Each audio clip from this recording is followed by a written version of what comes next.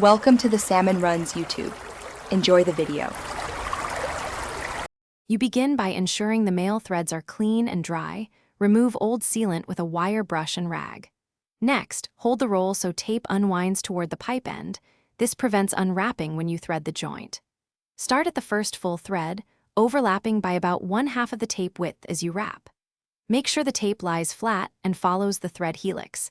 This builds layers that fill gaps and resists shearing when you tighten the fitting. Once done with the start, continue wrapping in the same direction as the threads. This way the tape tightens rather than bunches when you assemble.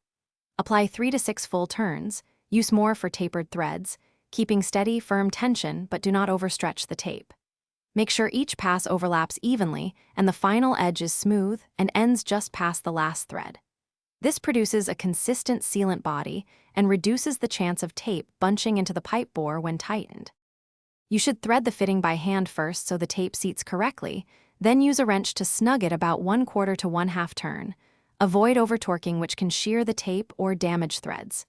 If you detect a leak, disassemble, strip off the old tape, re-clean the threads, and reapply fresh tape following the same method.